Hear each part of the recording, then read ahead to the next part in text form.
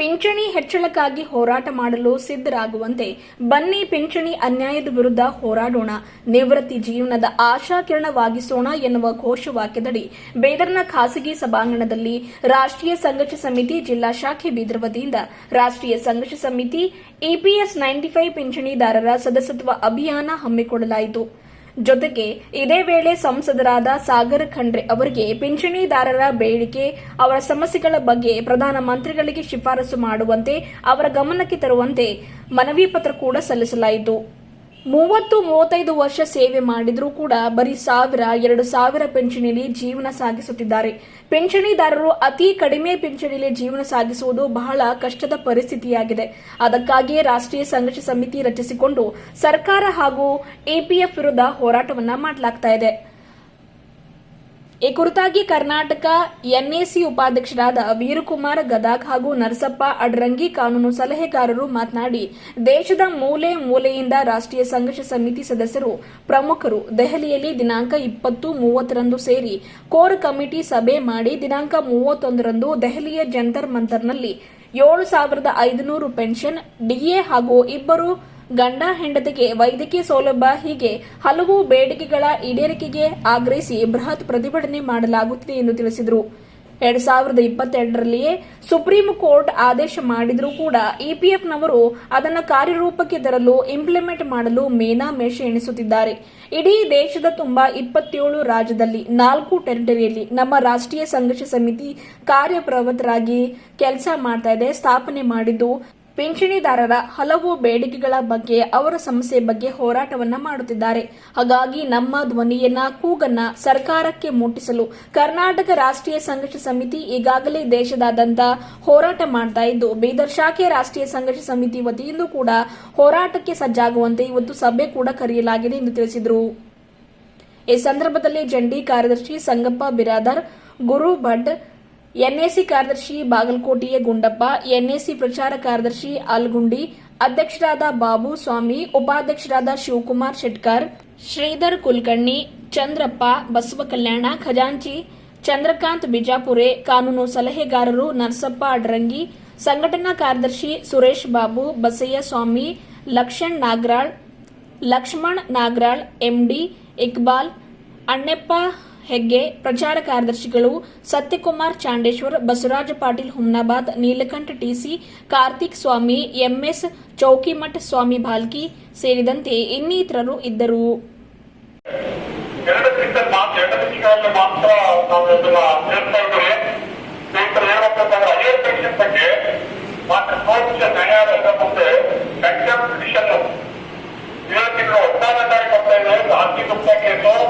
ಆ ಕೇಂದ್ರದಲ್ಲಿ ಯಾವ ರೀತಿ ಸುಪ್ರೀಂ ಕೋರ್ಟ್ ತೀರ್ಮಾನ ಕೊಡ್ತಾರೆ ಅನ್ನೋದ್ರ ಮೇಲೆ ಈ ನಮ್ಮ ಹೈಯರ್ ಪೆನ್ಷನ್ ಮತ್ತೆ ಈ ಮಿನಿಮಮ್ ಪೆನ್ಷನ್ ಎರಡೂ ಕೂಡ ಡಿಸೈಡ್ ಆಗುತ್ತೆ. ಅಂದ್ರೆ 2014 ಪೂರ್ವ ತರಾದವರು ಮತ್ತೆ 2000 ನಂತರ ತರಾದವರು ಎರಡೂ ಕೂಡ ಆಸ್ತಿ ಗುಪ್ತಾಂಗದಲ್ಲಿ ಅದನ್ನ ಪರಿಹಾರ ಮಾಡ್ತಾರೆ. ಸುನೀಲ್ ಕುಮಾರ್ ಕೇಸ್ ಈಗಾಗಲೇ ತೀರ್ಮಾನ ಆಗಿದೆ ಹೈಯರ್ ಪೆನ್ಷನ್ ಬಗ್ಗೆ. ಅದಿನ್ನೂ ಕೂಡ ಈ ಪಿಎಫ್ ಅಧಿಕಾರಿಗಳು ಇಂಪ್ಲಿಮೆಂಟ್ ಮಾಡಿಲ್ಲ. ಅವರು ಹಲವಾರು ಸಪೋರ್ಟ್ಗಳನ್ನು ಹೇಳ್ತಾ ಇದ್ದಾರೆ. ಕೆಎಸ್ಆರ್ಟಿಸಿ ನೌಕರರಿಗೆ ಸಂಬಂಧಪಟ್ಟಂಗೆ ಈ ಏನು ಫಸ್ಟ್ ಹೋಲ್ಸಲ್ಲಿ ಬರಲ್ಲ ಅಂತ ಹೇಳಿ ಕೆಲವು ನೌಕರರಿಗೆ ಈಗಾಗಲೇ ನಿವೃತ್ತ ನೌಕರರಿಗೆ ಎಂಡಾರ್ಮೆಂಟ್ ಕೊಟ್ಟಿದ್ದಾರೆ. ಇದೆಲ್ಲ ಸುಳ್ಳು. ಇದು ಯಾಕೆ ಅಂತಂದ್ರೆ ಆರ್ಥಿಕ ಕೇಸು ನವೆಂಬರ್ 4, 2022 ಕೇಸ್ ಏನು ಪ್ರಸ್ತಾಪ ಮಾಡಿಲ್ಲ. ಈಗ ಹೊಸದಾಗಿ ಅಧಿಕಾರಿಗಳು ಈ ರೀತಿಯಾಗಿ ಒಂದು ಇದನ್ನ ನ್ಯೂನತೆ ಇದೆ ಅಂತ ಹೇಳಿ ಅದನ್ನ ಹೊತ್ತಾಕಿದ್ದಾರೆ. ಇದು ಏನು ನಡೆಯಲ್ಲ. ಇದು ಆ ಉದ್ದೇಶ ಏನು ಅಂತಂದ್ರೆ ಇದನ್ನ ಉದ್ದೇಶಪೂರ್ವಕವಾಗಿ ಡಿಲೇ ಮಾಡಿ ಮಾಡಿ ಮಾಡಿ ಮಾಡಿ ನಿವೃತ್ತ ನೌಕರರು ಮೃತರಾಗಿ ಕಾಯ್ತಾ ಇದ್ದಾರೆ ಹೊರತು ಅವರಿಗೆ ಖಂಡಿತವಾಗೂ ಈ ನಿವೃತ್ತ ನೌಕರರ ಏನು ಹೈಯರ್ ಪೆನ್ಷನ್ ಡಿಸೈಡ್ ಮಾಡೋದು ಅವರಿಗೆ ಆಸಕ್ತಿ ಇಲ್ಲ. ಅವರಿಗೆ ಆ ದೃಷ್ಟಿಯಿಂದ ಸ್ನೇಹಿತರೆ ನಾನು ಇವತ್ತು ಹೇಳ್ತಾ ಇದ್ದೀನಿ, ಅಟೆಂಪ್ಟ್ ಪೆನ್ಷನ್ಗಳು ಮತ್ತೆ ರೆವಿನ್ಯೂ ಪೆನ್ಷನ್ ಇವೆಲ್ಲವೂ ಕೂಡ ಸುಪ್ರೀಂ ಕೋರ್ಟ್ ಮುಂದೆ ಬರ್ತಾ ಇದೆ. ಮತ್ತೆ 7,500 ರೂಪಾಯಿ ಸಂಬಂಧಪಟ್ಟಾಗೆ ಈ ಅಶೋಕ್ ರಾಮ್ಪುರ್ ಅವರ ನೇತೃತ್ವದಲ್ಲಿ ಏನು ಹೋರಾಟ ನಡೀತಾ ಇದೆ ಅದರಲ್ಲಿ ನಾವು ಅಂತಿಮ ಜಯನ ಖಂಡಿತ ಕಾಣ್ತೇವೆ. ಇದ್ರ ಜೊತೆಗೆ ಇದೇ ತಿಂಗಳು 28ನೇ ತಾರೀಕು ನಾವು 11 ಜನ ಕರ್ನಾಟಕದಿಂದ ನವದೆಹಲಿಗೆ ಹೋಗ್ತಾ ಇದ್ದೇವೆ. ವಿದ್ಯಾರ್ಥಿ ಕಾರ್ಯಕಾರಿಣಿ ಸಮಿತಿ ಸಭೆ ಇದೆ. ಜೊತೆಗೆ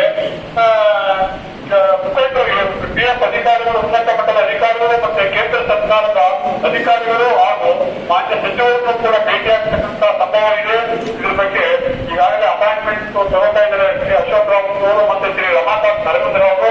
ಆ ದೃಷ್ಟಿಯಿಂದ ಸ್ನೇಹಿತರೆ ನಾನು ಇವತ್ತೇ ಹೇಳ್ತಾ ಇದ್ದೀನಿ, ಯಾಕೆಂದ್ರೆ ನಾನು ಕಾನೂನು ಬಗ್ಗೆ ಸಾಕಷ್ಟು ಅಧ್ಯಯನ ಮಾಡಿದ್ದೀನಿ. ನಮ್ಮ ಎಲ್ಲ ಮಾನಸಿಕ ಸಭೆಗಳು ಮತ್ತೆ ಹಲವಾರು ಸಭೆಗಳನ್ನು ಕೂಡ ನಾನು ಈ ಬಗ್ಗೆ ಪ್ರಸ್ತಾಪ ಮಾಡಿದ್ದೀನಿ. ಯಾವುದೇ ಕಾರಣದಲ್ಲೂ ಈ PF ಅಧಿಕಾರಿಗಳು ಬೆಲೆ ಮಾಡ್ತಾ ಇರೋದು ಅವರಿಗೆ ಒಂದು ದುಷ್ಪರಿಣಾಮ ಮುಂದೆ ಬೀರುತ್ತೆ. ಅವರು ಖಂಡಿತ ಇದನ್ನ ನಮಗೆ ಪೆನ್ಷನ್ ಕೊಡೋದನ್ನ ನಿರಾಕರಿಸತಕ್ಕಂಥ ಉದ್ದೇಶದಿಂದ ಈ ರೀತಿಯಾಗಿ ನಾಟಕ ಮಾಡ್ತಾ ಇದ್ದಾರೆ. ಆದ್ರಿಂದ ಸ್ನೇಹಿತರೆ ನಾನು ಇವತ್ತೇ ಹೇಳ್ತಾ ಇದ್ದೀನಿ, ಅಧಿಕಾರಿಗಳ ಏನು ಕೃತ್ಯ ಇದೆ ಅದು ಅತ್ಯಂತ ಖಂಡನೀಯ. ನಿವೃತ್ತ ನೌಕರರ ಬಗ್ಗೆ ಅವರಿಗೆ ಆಸಕ್ತಿ ಮಾಡಿ ತೋರಿಸಿ ಕೂಡಲೇ ಆದೇಶ ಇಂಪ್ಲಿಮೆಂಟ್ ಮಾಡಬೇಕು. ನಮ್ಮ ಹೋರಾಟ ಮುಂದುವರಿಸೋಣ. ನಾವೆಲ್ಲರೂ ಕೂಡ ಒಂದೇ EPS ನಿವೃತ್ತ ಹೋದ್ರೆ ಕರ್ನಾಟಕ ರಾಜ್ಯಾದ್ಯಂತ ಅಲ್ಲ, ಇಡೀ ಭಾರತದಾದ್ಯಂತ ಇರ್ತಕ್ಕಂಥ 76 ಲಕ್ಷ ಜನ ಇದ್ದೀವಿ. ನಾವೆಲ್ಲರೂ ಕೂಡ ಒಂದೇ, ನಾವೆಲ್ಲರೂ ಒಗ್ಗಟ್ಟಾಗಿ ಹೋರಾಟ ಮಾಡೋಣ. संख्याकारी 31 तारीख को दिल्ली में भी जंतर मंतर पर आंदोलन है, वहाँ पर ज्यादा से ज्यादा लोग 23 तारीख को आपको 29 में ज्यादा लोग आइए. इसकी प्रार्थना है, सबको शुभकामनाएं, बहुत बहुत शुभकामनाएं. धन्यवाद.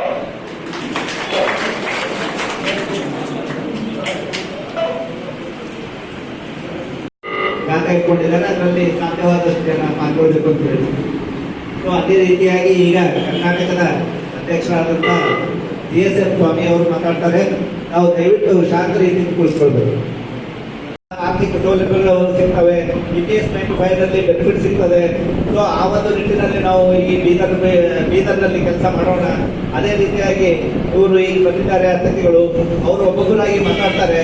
ಮಾತಾಡಿದ ಮೇಲೆ ಅವರಿಗೆ ಸನ್ಮಾನ ಕಾರ್ಯಕ್ರಮ ನಡೀತದೆ. ಸನ್ಮಾನ ಆದ್ಮೇಲೆ ಸ್ನೇಹಿತ ಸುರೇಶ್ ಬಾಬು ಅವರು ನಾವು ಅವ್ರ ಹೋರಾಟ, ಅವ್ರ ಉತ್ಸುಕತೆ, ಆಮೇಲೆ ಅವ್ರ ಏನಂತೇವೆ ನಾವು ಅವ್ರ ಹುರುಪು ಏನಿದೆ ಅದನ್ನ ನಾವು ಎಲ್ಲರೂ ಮೆಚ್ಚತಕ್ಕದ್ದು. ನಿಜವಾಗಿಯೂ ಅವ್ರ ಜೊತೆ ಇನ್ನೂ ಕೆಲವರು ಇದ್ದಾರೆ, ಹೆಸರು ಹೇಳಿದ್ದಲ್ಲ, ನನಗೆ ಎಲ್ಲರದ್ದು ಹೆಸರು ನೆನಪಿಲ್ಲ. ಹಾಗಾಗಿ ಅವ್ರದ್ದು ನೇರವಾಗಿ ಅವ್ರ ಜೊತೆಲೇ ಎಲ್ಲರದ್ದು ಹೆಸರು ತಗೊಳ್ತಾ ಇದ್ದೇನೆ. ಅದಕ್ಕೆ ಈ ಬೀದರ್ದಲ್ಲಿ NAC ಸಂಘಟನೆ ಈ ರೀತಿ ಇವತ್ತು ಆಗ್ತಾ ಇದೆ. ಅಲ್ಲಿ ನಮ್ಮ ಸದಸ್ಯರು, ನಮ್ಮ ಇವರು ಮೆಂಬರ್ಶಿಪ್ ಮಾಡ್ಲಿಕ್ಕೆ ಕುಂತ್ರ ನಂದು ಮಾಡ್ಕೊರಿ ಅಂತೇಳಿ ಎಲ್ಲರೂ ಮುಗಿಬಿದ್ದಿದ್ರು. ಅದು ತೋರಿಸ್ತದೆ ಪಿಂಚಣಿ ಹೋರಾಟದಲ್ಲಿ ನಾವು ಭಾಗಿಯಾಗ್ತೇವೆ ಅಂತ ಎಷ್ಟು ಉತ್ಸುಕತೆಯಿಂದ ನೀವೆಲ್ಲ ಇದ್ದೀರಿ ಅನ್ನೋದು ಎತ್ತಿ ತೋರಿಸ್ತದೆ ಅದನ್ನ. ಅದಕ್ಕಾಗಿ ನಿಮಗೆಲ್ಲರಿಗೂ NAC ಪರವಾಗಿ ಧನ್ಯವಾದಗಳು. ಈಗ ವಿಷಯಕ್ಕೆ ಬರ್ತೇನೆ. ನಾವೆಲ್ಲ ಪಿಂಚಣಿ ನನಗೆ ಏನು ಕರ್ತವ್ಯ ಇತ್ತು ಆ ಕರ್ತವ್ಯ ಮಾಡಿಕೊಂಡು ರಿಟೈರ್ಡ್ ಆದವ ನಾನು. ಆದ್ರೆ ನನಗೆ ಇವತ್ತಿನ ದಿವಸ ಮುಂದೆ ನುಗ್ಗಿಸಿ ಲೀಡರ್ ಮಾಡಿದ್ದಾರೆ. ಇವತ್ತು ಸಂಘಟನೆ ಮಾಡ್ತಾ ಇದ್ದೇವೆ, ರಾಜ್ಯಾದ್ಯಂತ ಸಂಘಟನೆ ಮಾಡ್ತಾ ಇದ್ದೇವೆ. ಸಾಕಷ್ಟು NAC ಹೋರಾಟಗಳು ನಡೀತಾ ಇದ್ದಾವೆ, ಯಶಸ್ವಿಯಾಗಿ ನಡೀತಾ ಇದ್ದಾವೆ. ಕೆಲವೇ ದಿನಗಳಲ್ಲಿ ನಾವು ನಮ್ಮ ಕನಿಷ್ಠ ಪಿಂಚಣಿ 7,500 ಪಡೆಯೋದು ಗ್ಯಾರಂಟಿ ಅಂತ ನಾನು ಹೇಳ್ತೇನೆ. ಅದೇ ರೀತಿ ಇವತ್ತಿನ ದಿವಸ ಬೀದರ್ನಲ್ಲಿ ಸಂಘಟನೆ ಮಾಡ್ತೀನಿ ಅಂದ ಕೂಡಲೇನೆ ಅವರೆಲ್ಲ ಒಂದು ಸಭೆ ಕರೆದು 100 ಜನ ಸೇರ್ಕೊಂಡು ಈ ಸಮಿತಿಯನ್ನ ಮಾಡಿದಾರವರು. ಈ ಸಮಿತಿಗೆ ನಿಮ್ಮ ಎಲ್ಲರಿಗೂ ಒಪ್ಪಿಗೆ ಬೇಕು. ಆ ಒಪ್ಪಿಗೆ ಬೇಕು ಅಂತಂದ್ರೆ ಎಲ್ಲರೂ ಚಪ್ಪಾಳೆ ತರಬೇಕು, ಜೋರಾಗಿ ಚಪ್ಪಾಳೆ ತರಬೇಕು. ಆಮೇಲೆ ಅವರು ತಮ್ಮ ಕರ್ತವ್ಯವನ್ನ ಸರಿಯಾಗಿ ಮಾಡ್ತಾರೆ.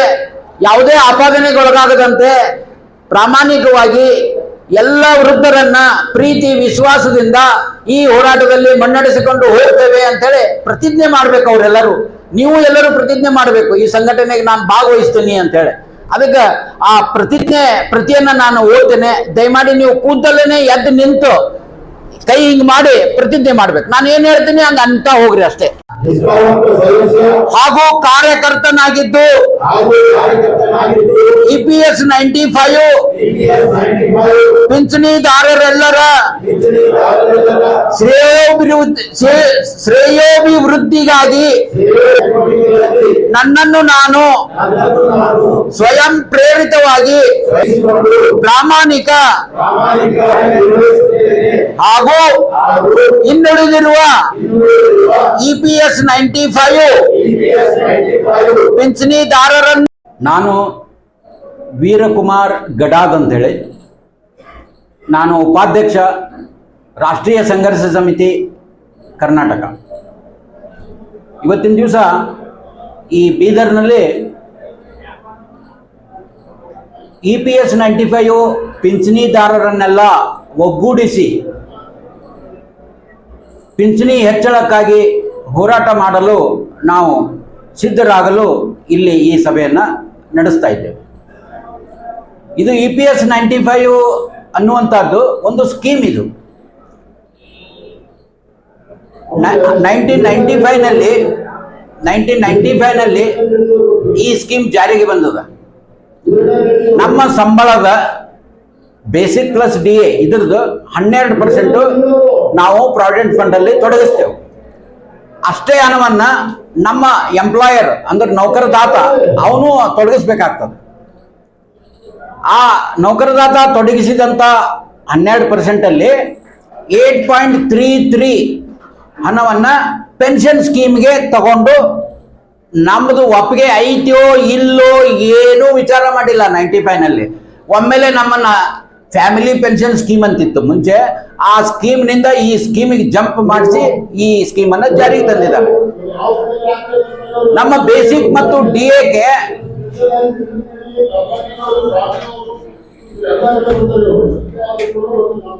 ಬೇಸಿಕ್ ಮತ್ತು DAಗೆ 8.33 ತಗೊಂಡಿದ್ರೆ ನೌಕರಿ ಮಾಡುವಾಗ ನಮಗೇನು ಸಮಸ್ಯೆ ಇರಲಿಲ್ಲ. ನಮ್ಮ ಸಂಬಳ ಹೆಂಗೆ ಹೆಚ್ಚಾಗ್ತಿತ್ತು ಹಂಗ ಹೆಚ್ಚಿನ ಕಾಂಟ್ರಿಬ್ಯೂಷನ್ ನಮ್ದು ಹೋಗ್ತಿತ್ತು, ನಮಗೆ ಪೆನ್ಷನ್ ಹೆಚ್ಚೆಚ್ಚು ಬರ್ತಾ ಇತ್ತು.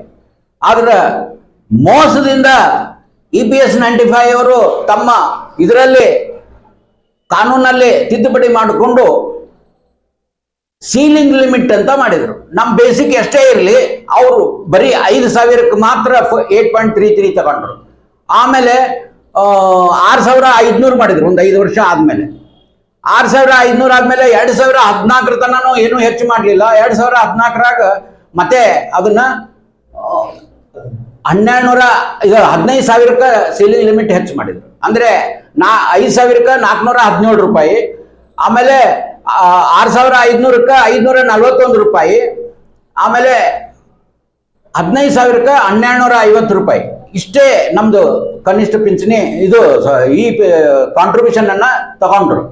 ಈ ಸ್ಕೀಮ್ ಹೆಂಗದ ಅಂದ್ರ ನಾವು ನಮ್ಮ ಹಣವನ್ನ ತೊಡಗಿಸಿದೆವು, ಆ ತೊಡಗಿಸಿದ ಹಣಕ್ಕೆ ನಮಗೆ ಪೆನ್ಷನ್ ಕೊಡ್ತಾ ಇದ್ದಾರೆ ಅವರು ಅಷ್ಟೇ.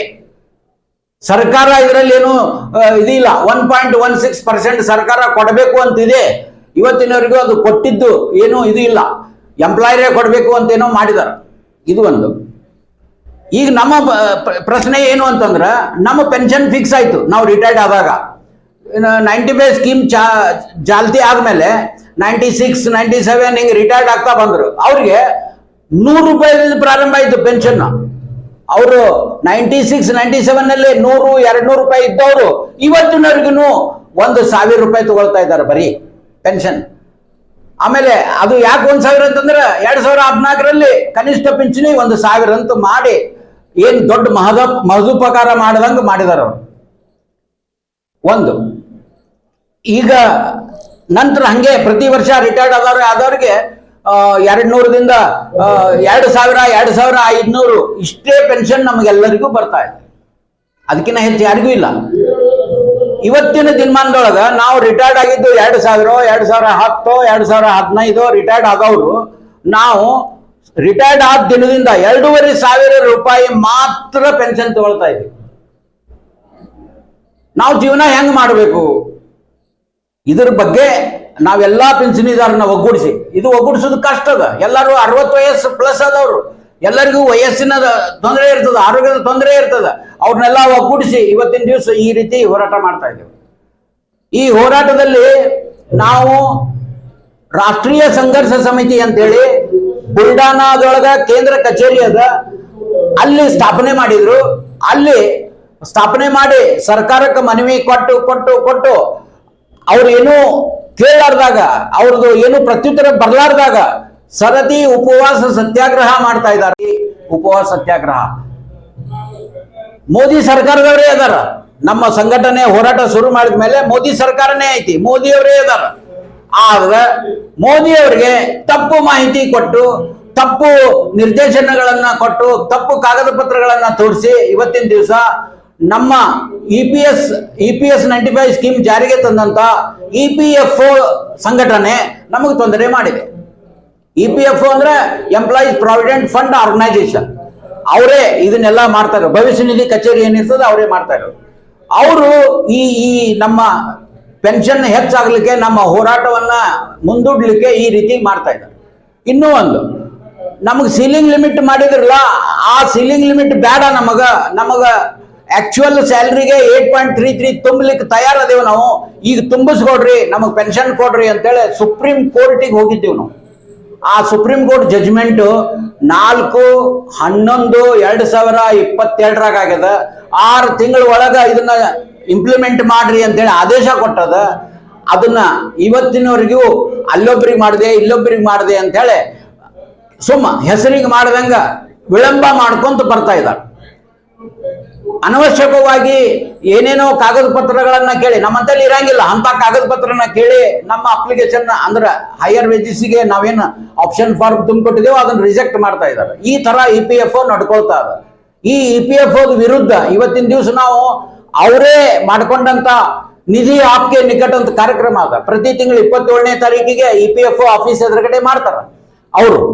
ಆ ಆಫೀಸ್ದ ಅವತ್ತಿನ ದಿವಸ ನಾವೆಲ್ಲರೂ ಹೋಗಿ ಅವ್ರ ಜೊತೆ ನಾವು ಕೂಗಾಡ್ತೇವೆ, ನಮ್ಮ ಬೇಡಿಕೆಗಳ ಬಗ್ಗೆ ಹೇಳ್ತೇವೆ, ಮನವಿ ಕೊಡ್ತೇವೆ. ಆ ಮನವಿಗಳ ಇವತ್ತಿನ ತನ 2022ರಿಂದ ಇವತ್ತಿನ ತನ ಇಷ್ಟೊಂದು ವಿಳಂಬ ಮಾಡ್ತಾ ಅದ್ರ ಬಗ್ಗೆ ಏನು ನಿರ್ಧಾರ ತಗೊಳ್ತಾ ಇಲ್ಲ. ಅದಕ್ಕೆ ನಮ್ಮ ಬೇಡಿಕೆ ಏನದ ಅಂತಂದ್ರ 7,000 ಕನಿಷ್ಠ ಪಿಂಚಣಿ 1,000 ಈಗ. ಆ ಕನಿಷ್ಠ ಪಿಂಚಣಿ 1,000 ಮಾಡುವಾಗ ಕೋಶಿಯಾರಿ ಕಮಿಟಿ ಅಂತ ಹೇಳಿ ಒಂದು ಕಮಿಟಿ ನೇಮಿಸಿತ್ತು ಕಾಂಗ್ರೆಸ್ ಸರ್ಕಾರ ಇದ್ದಾಗ. ಆ ಕಮಿಟಿ 3,000 ಕನಿಷ್ಠ ಪಿಂಚಣಿ ಆಗಬೇಕು ಅಂತ ಹೇಳಿ 2013ರಲ್ಲಿ ಅವರು ವರದಿ ಕೊಟ್ಟಿದ್ರು. ಅದನ್ನ ಈಡೇರಿಸಬೇಕಂದಾಗಲೇ ಸರ್ಕಾರ ಬದಲಾವಣೆ ಆಯ್ತು, ಬಿಜೆಪಿ ಸರ್ಕಾರ ಬಂತು. ಬಿಜೆಪಿ ಕನಿಷ್ಠ ಪಿಂಚಣಿಯನ್ನ ಪೇಪರ್ಸ್ ಅನ್ನ ಮೋದಿ ಅವ್ರ ಮುಂದಿಟ್ಟು ಸಹಿ ಮಾಡಿಸಿ ಅವರು ಅದನ್ನ ಮುಚ್ಚಾಕ್ಬಿಟ್ರು. ಅವಾಗ ಅದು ಇವತ್ತಿನ ದಿವಸ ಈಡೇರಿಲ್ಲ. ಅದಕ್ಕೆ ಆ 3,000 ಕನಿಷ್ಠ ಪಿಂಚಣಿ ಆಗೋದು ಇವತ್ತಿನ ತನ ಬಂದ್ರ 9,000 ಮೇಲ್ಪಟ್ಟು ಆಗ್ತದೆ. ಆದ್ರೆ ನಾವೇನ್ ಕೇಳ್ತಾ ಇದ್ದೇವೆ ಅಂದ್ರೆ 7,500 ಕೊಡ್ರಿ, ಅದಕ್ಕೆ DA ಕೊಡ್ರಿ, ಫಿಕ್ಸ್ ಇರಬಾರ್ದು ಪಿಂಚಣಿ. ಯಾಕಂದ್ರೆ ಮಾರುಕಟ್ಟೆ ಬೆಲೆ ದಿನ ಏರ್ತಾ ಇರ್ತದ, ಅದಕ್ಕೆ ಅದು ಪ್ಲಸ್ ಆಗ್ತಾ ಇರಬೇಕು ಅಂತೇಳಿ DA ಕೊಡ್ರಿ ಅಂತ ನಾವು ಕೇಳಿದೆವು. ಕನಿಷ್ಠ ಪಿಂಚಣಿ 7,500 ಪ್ಲಸ್ DA ಇದನ್ನ ಕೊಡ್ಲೇಬೇಕು ಅಂತ ಹೇಳಿದೆವು. ಒಂದು. ಎರಡನೇದ್ದು, ನಾವು ನೌಕರರು ತೀರ್ಕೊಂಡಾಗ ನಮ್ಮ ಹೆಂಡತಿಗೆ ಪಿಂಚಣಿ ಕೊಡ್ತಾರೆ, ಅದನ್ನ ಅರ್ಧ ಕೊಡ್ತಾರೆ. ಅದಕ್ಕೆ ಅರ್ಧ ಪಿಂಚಣಿ ಬೇಡ, ಅವ್ರಿಗೆ 100% ಪೂರ್ತಿ ಪಿಂಚಣಿ ಕೊಡ್ರಿ ಅಂತ ಎರಡನೇ ಬೇಡಿಕೆ. ಮೂರನೇ ಬೇಡಿಕೆ, ನಮಗೆ ಯಾವುದೇ ಚಿಕಿತ್ಸಾ ಸೌಲಭ್ಯ ಇಲ್ಲ. ನಮ್ಮ ಪಿಂಚಣಿದಾರರು ಎಷ್ಟೋ 100 ಜನ ಸಾಯ್ತಾ ಇದ್ದಾರೆ ಪಿಂಚಣಿದಾರ. ಅಂದ್ರೆ ಈ ವಿಳಂಬ ಮಾಡ್ತಾ ಎಷ್ಟು ಲಕ್ಷಾಂತರ ಪಿಂಚಣಿದಾರನ ಈ EPFO ಕೊಂದು ಹಾಕ್ತಾ ಇದೆ ಅಂತ ಹೇಳಿ ನಾನು ಆಪಾದನೆ ಮಾಡ್ತೀನಿ. ಅದಕ್ಕೆ ಆದಷ್ಟು ಬೇಗ ಸರ್ಕಾರ ಇದನ್ನ ಗಮನಕ್ಕೆ ತಗೊಂಡು ಈ ಪಿಂಚಣಿಯನ್ನ ಹೆಚ್ಚು ಮಾಡಿಕೊಡ್ಬೇಕು ಅಂತ ಹೇಳ್ತೇವೆ. ಇದ್ರ ಜೊತೆನೆ ನಾವು ಇನ್ನೂ ಒಂದು ಕೇಳಿದೆವು ಬೇಡಿಕೆ, ಏನು ಅಂದ್ರೆ ಅನ್ಆರ್ಗನೈಸ್ಡ್ ಸೆಕ್ಟರ್ ಅಂದ್ರೆ ಈ ಮಿಲ್ ಅದಾವು, ಆಮೇಲೆ ಸಣ್ಣ ಕಾರ್ಖಾನೆಗಳದಾವು. ಆ ಕಾರ್ಖಾನೆಗಳ ನೌಕರರಿಗೂ ಈ EPS 95 ಅಳವಡಿಕೆ ಆಗಿರ್ತದೆ. ಅವರು ಆರ್ಗನೈಸ್ ಇರ್ಲಾರ್ದ್ರಿಂದ ಅವ್ರಿಗೆ ಯಾವುದೇ ರೀತಿ ಪೆನ್ಷನ್ ಇಲ್ಲ, ಅವ್ರಿಗೂ ಪೆನ್ಷನ್ ಕೊಡಬೇಕು ಅಂತ ಹೇಳಿ ನಾವು ಬೇಡಿಕೆ ಇಟ್ಟೆವು. 5,000 ರೂಪಾಯಿ ಅವ್ರಿಗೆ ನಾವು ಬೇಡಿಕೆ ಇಟ್ಟೆವು. ಹಿಂಗ ನಾವು ಹೋರಾಟ ಮಾಡ್ತಾ ಇದ್ದೆವು. ನಮ್ಮ ರಾಷ್ಟ್ರೀಯ ಸಂಘರ್ಷ ಸಮಿತಿ ಅಂದ್ರೆ ನ್ಯಾಷನಲ್ ಅಜಿಟೇಷನ್ ಕಮಿಟಿ, ಇದು ಇಡೀ ದೇಶ ತುಂಬಾ 27 ರಾಜ್ಯದಲ್ಲಿ 4 ಟೆರಿಟರಿಯಲ್ಲಿ ನಮ್ಮ ಸಂಘಟನೆ ಸ್ಥಾಪನೆ ಆಗ್ಯದ. ಎಲ್ಲಾ ಕಡೆ ನಾವು ಈ ಪ್ರತಿಭಟನೆಯನ್ನು ಮಾಡ್ತೇವೆ, ದೇಶಾದ್ಯಂತ ಮಾಡ್ತಾ ಇದ್ದೇವೆ. ಈಗ ನಾಳೆ 29-30 ನಮ್ಮ NACದು ಕೋರ್ ಕಮಿಟಿ ಮೀಟಿಂಗ್ ಇದೆ. ಕಾರ್ಯಕಾರಿ ಸಮಿತಿ ಸಭೆ ಇದೆ. ಆ ಸಭೆ ಮರುದಿವಸ ಅಂದ್ರೆ 31ನೇ ತಾರೀಕಿನ ದಿವಸ ನಾವು ದಿಲ್ಲಿಯಲ್ಲಿ ಪ್ರತಿಭಟನೆ ಮಾಡ್ತಾ ಇದ್ದೇವೆ. ಎಲ್ಲಾ ದೇಶದ ಮೂಲೆಗಳಿಂದ ನಾವೆಲ್ಲರೂ ಹೋಗ್ತಾ ಇದ್ದೇವೆ. ಅಲ್ಲಿ ಬೃಹತ್ತಾಗಿ ಜಂತರ್ ಮಂತರ್ನಲ್ಲಿ ನಾವು ಪ್ರತಿಭಟನೆ 31ನೇ ತಾರೀಕಿಗೆ ಬೃಹತ್ತಾಗಿ ಮಾಡ್ಲಿಕ್ಕೆ ನಾವು ಯೋಜನೆ ಹಾಕೊಂಡಿದ್ದೆವು, ಹೋಗ್ತಾ ಇದ್ದೇವೆ. ಅದಕ್ಕೆ ಈ ಜೀವನ ಅಂದ್ರೆ ಪಿಂಚಣಿದಾರರು ಅಷ್ಟೇ ಹಣದಲ್ಲಿ ಜೀವನ ಸಾಗಿಸುವುದು ಬಹಳ ಕಷ್ಟ ಸಾಧ್ಯವಾದ ಒಂದು ಸಂಗತಿ. ಎಂಥ ಒಂದು ಸಂದಿಗ್ಧ ಪರಿಸ್ಥಿತಿಯಲ್ಲಿ ಬಹಳಷ್ಟು ಜನರು ಅಸುನೀಗ್ತಾ ಇದ್ದಾರೆ. ಸೊ ಅದಕ್ಕೆ ಈ ರಾಷ್ಟ್ರ ಮಟ್ಟದಲ್ಲಿ ನಾವು ಒಂದು ರಾಷ್ಟ್ರೀಯ ಸಂಘರ್ಷ ಸಮಿತಿ ಅಂತ ಒಂದು ಸಂಘಟನೆಯನ್ನ ರಚಿಸಿಕೊಂಡು ಈ ಒಂದು ಸರ್ಕಾರದ ವಿರುದ್ಧ EPFO ವಿರುದ್ಧ ನಾವು ಹೋರಾಟ ಮಾಡ್ತಾ ಇದ್ದೀವಿ. ಈಗಾಗಲೇ ಹೇಳಿದಂಗೆ ನಮ್ಮ ಬೇಡಿಕೆ 7,500 ಪೆನ್ಷನ್ನು, ಆಮೇಲೆ ಅದ್ರ ಜೊತೆಗೆ DA ಎವ್ರಿ 6 ಮಂತ್ ಒಂದ್ಸಲ DA ಆ್ಯಡ್ ಆಗ್ತದೆ. ಅದ್ರ ಜೊತೆಗೆ 2 ಗಂಡ ಹೆಂಡತಿಗೆ ವೈದ್ಯಕೀಯ ಸೌಲಭ್ಯಗಳು ಕೊಡಬೇಕು ಅಂತಿದೆ. ಸೊ ಆ ಒಂದು ನಿಟ್ಟಿನಲ್ಲಿ ನಾವು ಹೋರಾಟ ಮಾಡ್ತಾ ಇದ್ದು, ಸುಪ್ರೀಂ ಕೋರ್ಟ್ ಆದೇಶ ಆದರೂ ಕೂಡ 2022ರಲ್ಲಿ ಇಲ್ಲಿವರೆಗೂ EPF ಮೀನಾಮೇಷ ಎಣಿಸ್ತಾ ಇದ್ದಾರೆ ಅದನ್ನ ಇಂಪ್ಲಿಮೆಂಟ್ ಮಾಡೋಕ್ಕೋಸ್ಕರ. ಸೊ ಆ ಒಂದು ಆದೇಶ ಇಂಪ್ಲಿಮೆಂಟ್ ಮಾಡೋ ಸಲುವಾಗಿ ನಾವು ಹೋರಾಟ ಮಾಡ್ತಾ ಇದ್ವಿ. ಅದರ ಜೊತೆಗೇನೆ ಆ ಒಂದು ಸುಪ್ರೀಂ ಕೋರ್ಟ್ ಆದೇಶ ಮಾಡಿದ Sunil Kumar versus union of India ಅಂತ ಕೇಸ್ ಇದೆ, ಅದು ಸುನಿಲ್ ಕುಮಾರ್ದು. ಅದರಲ್ಲಿ ಹೈಯರ್ ಪೆನ್ಷನ್ದು ಆರ್ಡರ್ ಆಗಿದೆ. ಹೈಯರ್ ಪೆನ್ಷನ್ದು ಇನ್ನೂ ನಡೀತಾ ಇದೆ. ಅದರ ಕಾಂಟ್ರಿಬ್ಯೂಷನ್ ಮೇಲೆ ಡಿಸಿಷನ್ ತಗೋತಾರೆ. ಅವಾಗ ನಾವು ಡಿಮಾಂಡ್ ನೋಟ್ ಕೊಟ್ಟ ಮೇಲೆ ನಾವು ಅಮೌಂಟ್ ಕಟ್ಟಲಿಕ್ಕೆ ರೆಡಿ ಇದ್ದೀವಿ, ಆದರೂ ಕೂಡ ಅದನ್ನ ಇಂಪ್ಲಿಮೆಂಟ್ ಮಾಡ್ತಾ ಇಲ್ಲ.